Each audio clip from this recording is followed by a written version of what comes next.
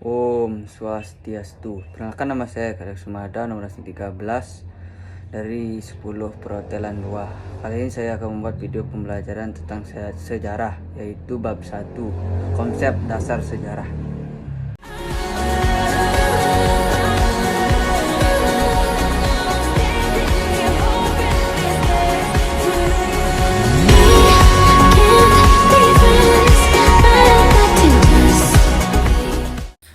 Pengertian sejarah. Sejarah etimologis kata sejarah berasal dari bahasa Arab yaitu ratu yang berarti pohon. Bentuk pohon ini kemudian dihubungkan dengan skema dari susunan keluarga raja dari dinasti tertentu.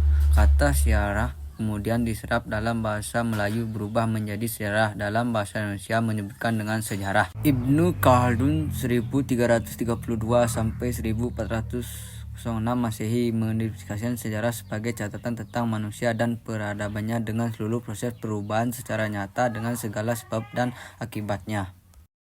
B. Peranan manusia dalam sejarah. Manusia menjadi penggerak sejarah atau peristiwa hidupnya dalam rangka mewujudkan perubahan dan kemajuan yang diciptakan. Perannya dalam peristiwa sejarah layaknya pameran utama dalam drama. Dalam proses gerak sejarah tidak dapat dipungkiri lingkungan alam ikut mempengaruhi sejarah, namun faktanya manusia dapat mengatasi dampak-dampak merusak dari perilaku alam sebagainya bahkan terjadi karena perilaku manusia juga. C. Konsep ruang dan waktu dalam sejarah. Perjalanan hidup manusia tidak dapat dilepaskan dari waktu. Lebih daripada itu, dalam sejarah masa lampau itu bukan merupakan satu masa yang final berhenti ataupun tertutup, melainkan terus berproses mempengaruhi masa kini dan masa depan.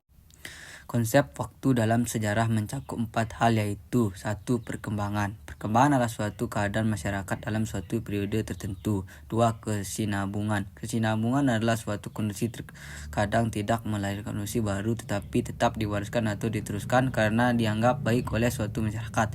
3. Pengulangan. Pengulangan adalah suatu fenomena yang pernah terjadi sebelumnya terulang kembali pada masa sesudahnya atau masa sekarang. 4. Perubahan. Taktik yang baru dan perbedaan sama sekali dengan praktik sebelumnya. D. Cara berpikir kronologis dalam mempelajari sejarah. Sejarah mengajarkan kepada kita cara berpikir kronologis, artinya berpikir secara runtut sesuai dengan urutan waktu terjadinya suatu peristiwa. Kronologi adalah suatu ilmu tentang waktu yang membantu untuk menyusun peristiwa atau kejadian sejarah sesuai urian waktu terjadinya. E. Cara berpikir diakronik dalam mempelajari sejarah. Diakronik berarti suatu yang melintas melalui dan melampaui dalam batasan waktu. Setiap peristiwa yang terjadi dibatasi oleh waktu masih berhubungan dengan pembahasan waktu sejarah. Mengenal istilah periodisasi yakni memplikasikan peristiwa-peristiwa sejarah dalam tahap-tahap dan pembabakan tertentu. Contoh periodisasi yang dibuat berdasarkan sistem mata pencarian hidup dalam sejarah Indonesia yaitu masa berburu dan meramu, masa bercocok tanam, tingkat lanjut, dan masa perudigan.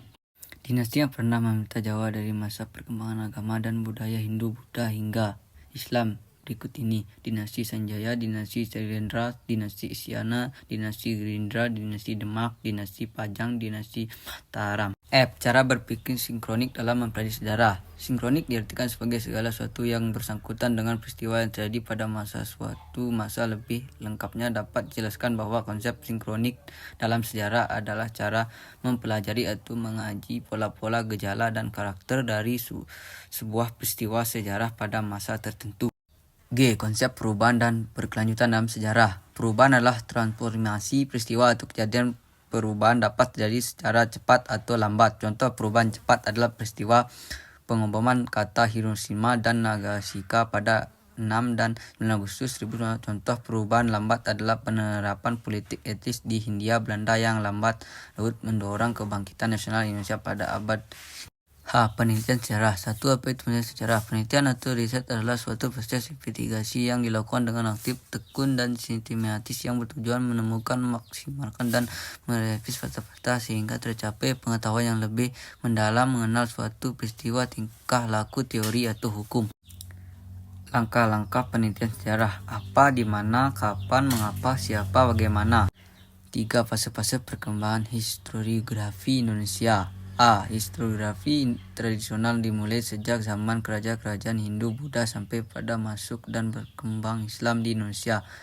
B. Historiografi kolonial ada penulisan sejarah Indonesia selama masa penjajahan oleh orang-orang Belanda. C. Historiografi nasional itu dimulai sejak zaman kemerdekaan. Manfaat mempelajari sejarah. 1. Sebagai panduan moral dan politik. 2. Sarana mengenal lebih dekat bangsa sendiri dan bangsa-bangsa lain. 3. Memperkokoh identitas bangsa. 4. Melatih berpikir menyeluruh holistik dan multifiktif. 5. Melatih berpikir diakronik dan sinkronik.